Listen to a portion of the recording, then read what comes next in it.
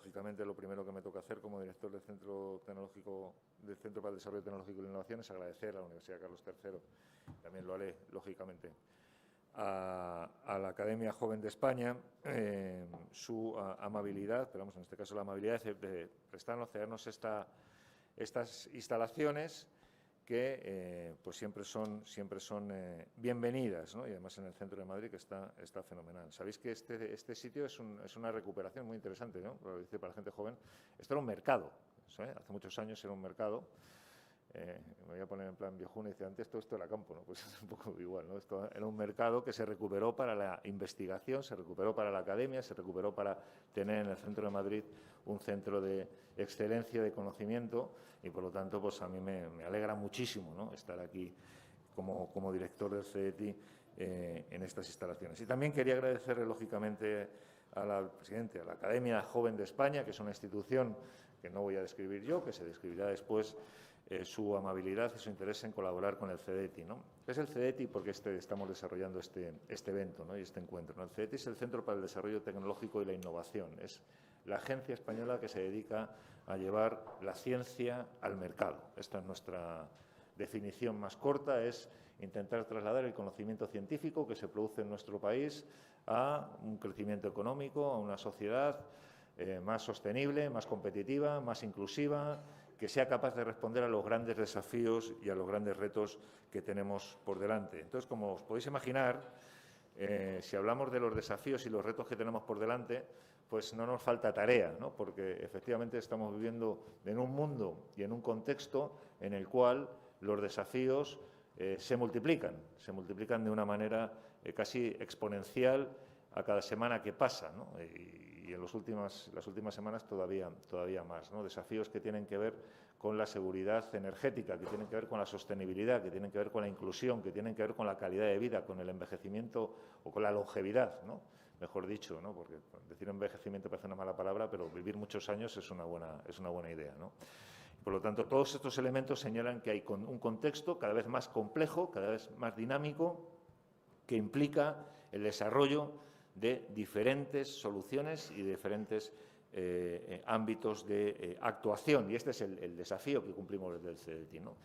¿Y cuál es la razón de ser de este desafío, ¿no? El trabajar desde el CEDETI, desde el Centro para el Desarrollo Tecnológico y la Innovación, en este ámbito, implica que tenemos una firme convicción, y también la tenemos desde el Ministerio de Ciencia, Innovación y Universidades, tenemos la firme convicción de que no podremos encontrar las respuestas que necesitamos como sociedad. Incluso cuando hablo como sociedad no estoy hablando solamente de España, estoy hablando de la Unión Europea, estoy hablando de nuestra forma de vida, de la calidad de vida, de la democracia, de un determinado estilo de vida que en estos momentos se encuentra en cierta amenaza o en cierto riesgo. No se podrán encontrar las soluciones si no es a través de un conocimiento profundo y una aplicación específica de la ciencia. Sin ciencia no hay soluciones. Sin conocimiento no hay soluciones. Vivimos en sociedades que necesitan de ese conocimiento, necesitamos activar el conocimiento para generar estas soluciones, ¿no? Y esto me lleva a una reflexión sobre cuál es la situación en la que nos encontramos en estos momentos, ¿no?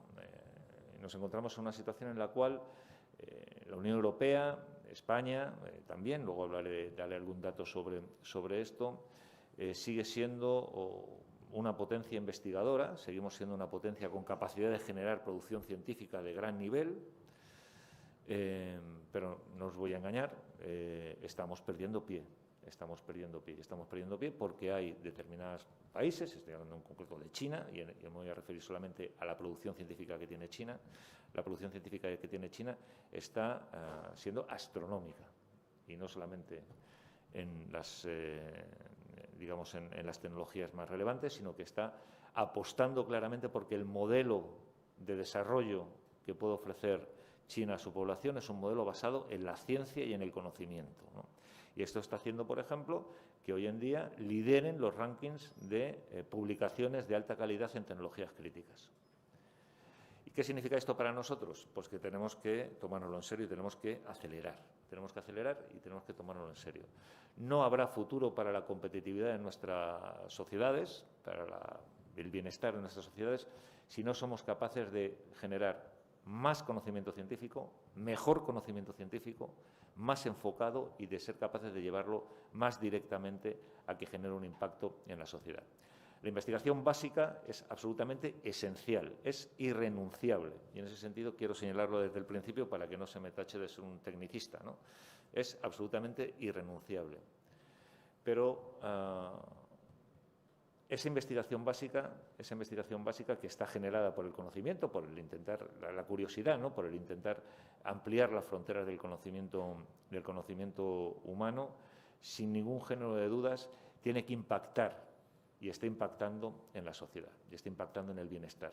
Leía, esto hace unos días, lo ponía justo antes de Semana Santa, leía que es la relación que hay entre la calidad universitaria de la investigación universitaria y el desarrollo económico en los territorios es directa, inequívoca y significativa. Es significativa. Y como aquí muchos que trabajáis con estos conceptos, pues lo puedo decir así. Es muy significativa. Y, por lo tanto, esto nos implica que a una mejor investigación, una mejor academia, una mejor calidad científica impacta en la sociedad. Pero no impacta automáticamente.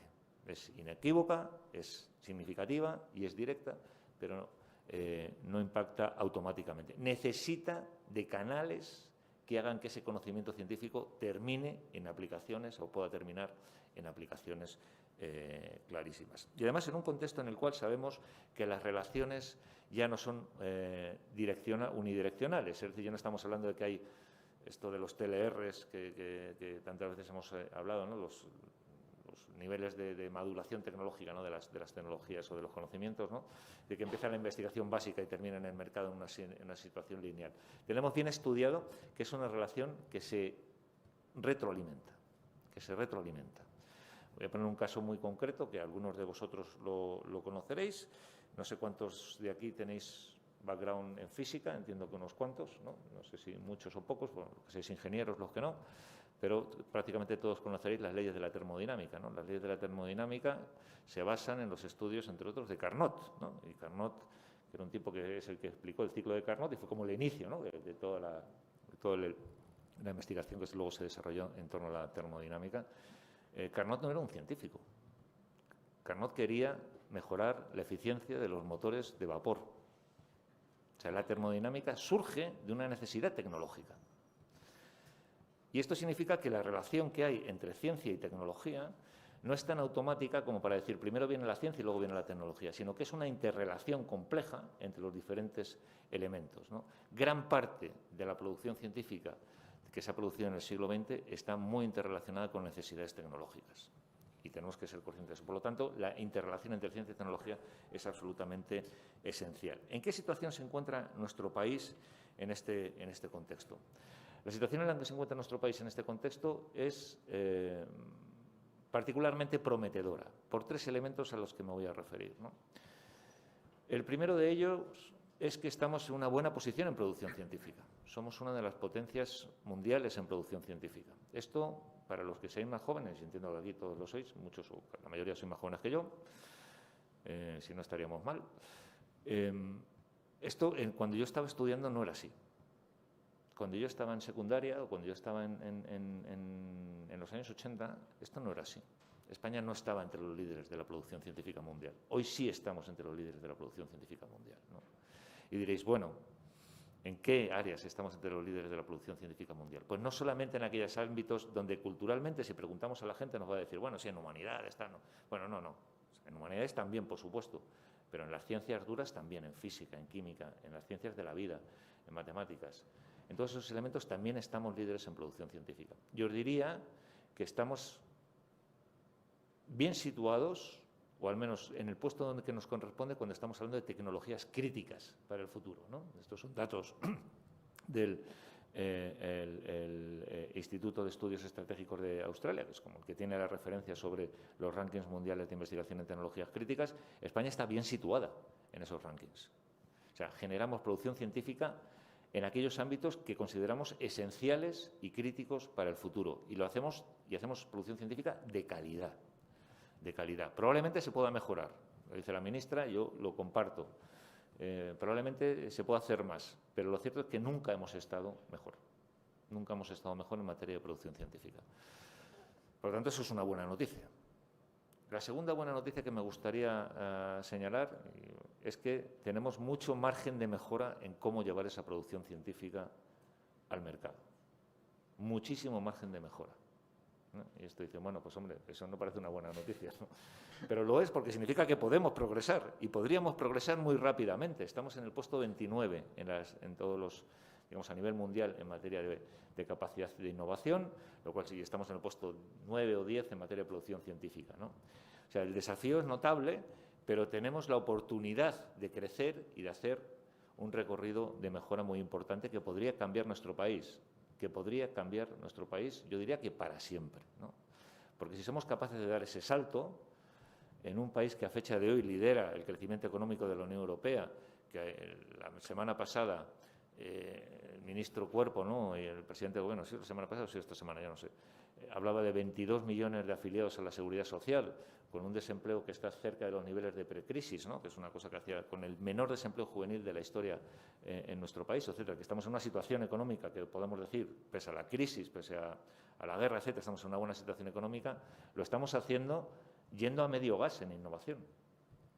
O sea, imaginaos este país, si diéramos ese salto de innovación, si diéramos ese salto de productividad, ¿dónde nos situaríamos, ¿no?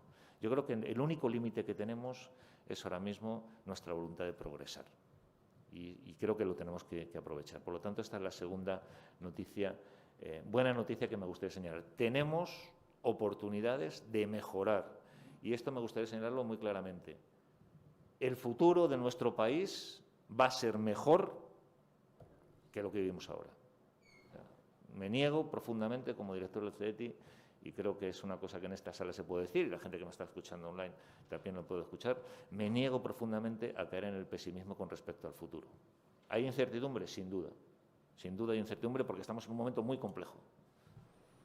Pero si tenemos esperanza en el futuro, si vemos lo que podemos progresar, si vemos lo que podemos avanzar, podemos dar un salto cualitativo muy importante para nosotros, para nuestras familias, para nuestros vecinos y para nuestras vecinas. Por lo tanto, miremos al futuro con esperanza porque tenemos esa oportunidad de mejora y esa oportunidad de progreso está abierta. España está muy lejos todavía de alcanzar ese nivel de rendimientos decrecientes en el que muchas veces pensamos que estamos. O sea, podemos mejorar todavía mucho más y lo vamos a hacer sin ningún género de dudas, ¿no?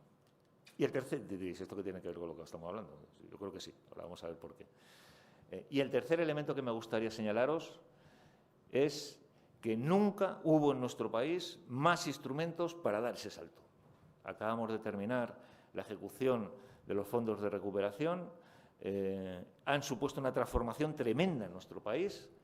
No nos damos cuenta porque estas cosas no se miran todos los días en los periódicos, pero que sepamos, por ejemplo, que el empleo científico y tecnológico en nuestro país ha crecido al doble que el resto del empleo en nuestro país. Hoy hay más científicos y más técnicos y más puestos de técnicos y de científicos trabajando en nuestro país que nunca. Y está creciendo y sigue creciendo y seguimos teniendo oportunidades de crecimiento, ¿no? Datos de la semana de hace unas semanas que a mí me parecieran muy esperanzadores, claro, también es a lo que yo me dedico, pero muy esperanzadores. El número de empresas que invierten, o que innovan en nuestro país ha crecido un 23% en el último año.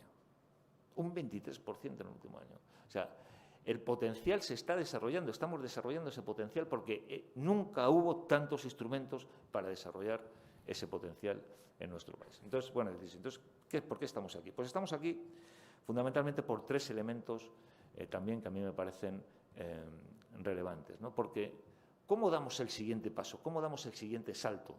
Estamos en una posición buena, en posición científica, tenemos margen de mejora en la innovación, tenemos instrumentos para hacerlo. ¿Cuál es el siguiente salto que tenemos que dar como país para situarnos donde nos gustaría estar? Pues para mí es un elemento que es esencial y por eso desde el principio le agradecí muchísimo a la Academia Joven que pudiéramos montar este seminario, este curso, para que pudiéramos luego dialogar en las mesas, ¿no? El elemento fundamental para mí que tenemos encima de la mesa es cómo hacemos que nuestro emprendimiento, nuestra tecnología, nuestro nuevo modelo económico, lo que estamos construyendo, tenga una profunda y una sólida base en el conocimiento, en la ciencia y en la investigación. Y ese salto es el que define una sociedad desarrollada y una sociedad con futuro frente a una sociedad que va a ser, o que puede ser, o que corre el riesgo, en el conjunto de la Unión Europea, corremos el riesgo de quedarnos subordinados a otras capacidades tecnológicas. Es la apuesta que está haciendo China, es la apuesta que está haciendo Estados Unidos, es la apuesta que quiere hacer la Unión Europea. Necesitamos que nuestra economía se nutra, se alimente, se fortalezca de la ciencia, de la investigación y de la tecnología, ¿no? Y para eso hacen falta tres cosas importantes. En primer lugar, hacen falta instituciones. Hacen falta instituciones como esta universidad, como la Universidad Carlos III, como el CEDETI, como la Academia Joven de España. Hacen falta instituciones, hace falta un marco institucional que promueva ese apoyo. En segundo lugar, hace falta dinero, hace falta capital, hace falta capacidad de invertir, en la buena dirección, haciendo inversiones estratégicas, teniendo capacidad de apostar por proyectos arriesgados, por proyectos que no sabemos cuál es el futuro que van a tener. Me puedo referir a alguno de ellos ahora, pues elementos como, estoy hablando de cosas que me parecen significativas, ¿no? Como por ejemplo, estuve hace poco reunido con un equipo de la Universidad de Sevilla, que está desarrollando, me parece, para que nos hagáis una idea, como esto ya todos los que estéis aquí lo entendéis, no sé si tienen 6 o 7 RCs ahora mismo, trabajando en paralelo, ¿no? Son 6 o 7 RCs, que yo digo, bueno, a mí me marea, ¿no? 6 o 7 RCs trabajando en paralelo, trabajando en un reactor de fusión nuclear, en un tokamak, en un toroidal compacto de fusión nuclear. Y necesitan capital para desarrollar esa tecnología. Necesitamos capital que apueste por esa tecnología, que apueste por asumir ese riesgo, ¿no?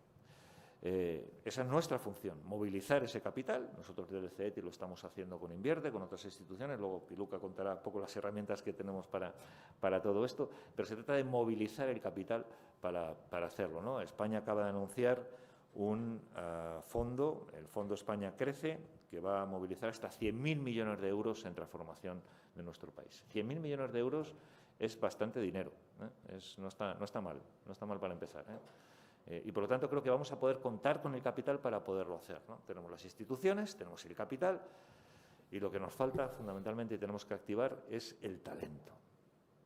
El talento. Y esto significa que necesitamos gente muy talentosa en las empresas, necesitamos gente muy talentosa en los proyectos empresariales, en la innovación, en el emprendimiento, en los centros tecnológicos. Necesitamos gente muy, muy, muy talentosa.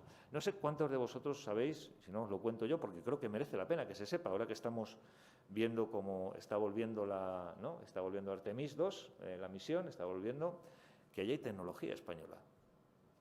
Y en esa nave, en todo el sistema que genera el control de tierra, los propios instrumentales, hay instrumental español, de tecnología española, generada por talento español en empresas españolas. Necesitamos más de estas, necesitamos más talento ahí, necesitamos más capacidad de incidir ahí, ¿no? Y necesitamos desarrollar ese talento. Si yo tuviera que hacer ahora mismo una encuesta, no sé cuántos de vosotros y de vosotras tenéis, entiendo que sí, background biológico o de ciencias de la vida, unos cuantos, ¿no? Vale. Os voy a contar una historia que es muy triste. ¿Cuáles seríais ahora mismo, y Marc, te miro a ti porque estás ahí, una tecnología genética muy prometedora que entre comillas, lo puede cambiar todo, etcétera, etcétera, ¿no? El CRISPR, vale, bien, menos mal, porque si me dices otra, me has dejado muerto. El CRISPR, ¿no? El CRISPR, ostras, el CRISPR, tal, esto es la bomba, tal, esto puede generar un cambio, puede generar cosas y tal y cual. El CRISPR es una tecnología que nace de una investigación que se hizo en la Universidad de Alicante. ¿Por qué no somos líderes en esa tecnología? ¿Por qué España no es la cabeza de punta de la tecnología relacionada con el CRISPR? Si fue un investigador español, me parece que fue con Almejas, que hizo una investigación y descubrió que se podía hacer la manipulación genética, la edición genética que viene asociada a esta tecnología. Entonces, ese es el salto que tenemos que dar. Y eso significa que tenemos que romper dos barreras importantes. Tenemos que romper la barrera institucional entre la academia y la industria, eso es esencial, y tenemos que romper la barrera mental. La barrera mental. Y la barrera mental significa que tenemos que activar el mejor talento que tenemos para hacer investigación de gran calidad, hacer ciencia básica de primer nivel y ser capaces de trasladar ese nivel a la industria. ¿Y cómo lo podemos hacer? Pues os voy a decir cómo lo podemos hacer. Lo podemos hacer con vosotros y con vosotras, con aquellas personas que estáis contemplando la posibilidad de desarrollar, o que estáis desarrollando en estos momentos, un doctorado. Porque el doctorado no solamente sirve, y este es el mensaje fundamental que queremos trasladar hoy, no solamente sirve para la vida académica o para una carrera académica, sino que empieza a devenir esencial en el modelo económico de país que necesitamos. Y esto significa que cada vez vais a tener más oportunidades de desarrollar una carrera investigadora y una carrera intelectualmente muy estimulante al otro lado de la barrera, pues es decir, fuera de la academia. ¿Hay que estar en la academia? Por supuesto que hay que estar en la academia. Necesitamos grandes investigadores, necesitamos ciencia básica y, ojo, también necesitamos formar. Los profesores hay que formar también a las nuevas generaciones. Pero también necesitamos muchos y buenos doctores en la industria, muchos y buenos doctores en el mercado. Porque es ese conocimiento especializado, esa disciplina, esa capacidad de concentración y esa capacidad de sacrificio que representa tener un doctorado lo que va a hacer que tengamos rentabilidad social de los esfuerzos que estamos desarrollando. Y, por lo tanto, como habéis visto, el título de esta presentación y de este curso es precisamente el doctorado más allá de la academia, más allá de la academia. Nos gustaría construir en España una cultura, y creo que este es un desafío notable que tenemos como país, porque es un tema mental, es un tema cultural. Nos gustaría construir una cultura en la cual un doctor o una doctora entendiera como natural el emprender, que entendiera como natural el desarrollar su carrera investigadora en un centro de investigación, en un centro tecnológico o en el departamento de investigación de una empresa.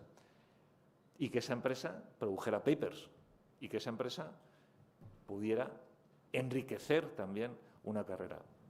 El otro día lo vi, me pareció absolutamente relevante. ¿Cuál es uno de los principales? Me llamó muchísimo la atención en tecnologías críticas, de nuevo.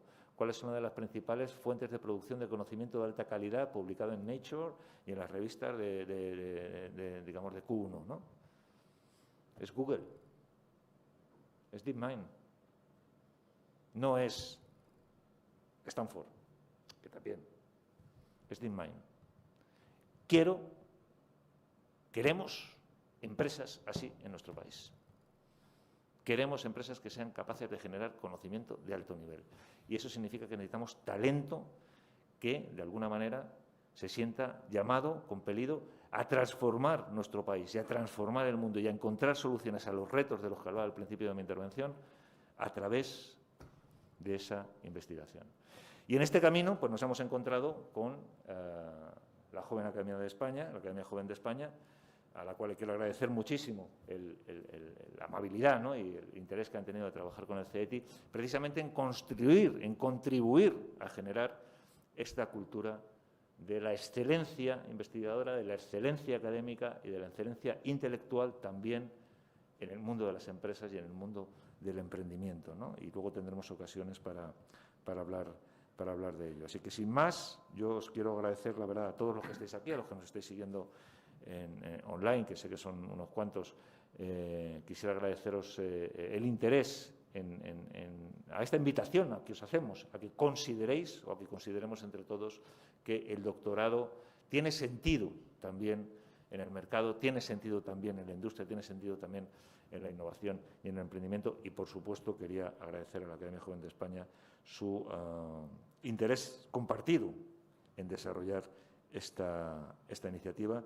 Así que, nada, muchísimas gracias. Yo, Óscar, te cedo la palabra. Gracias.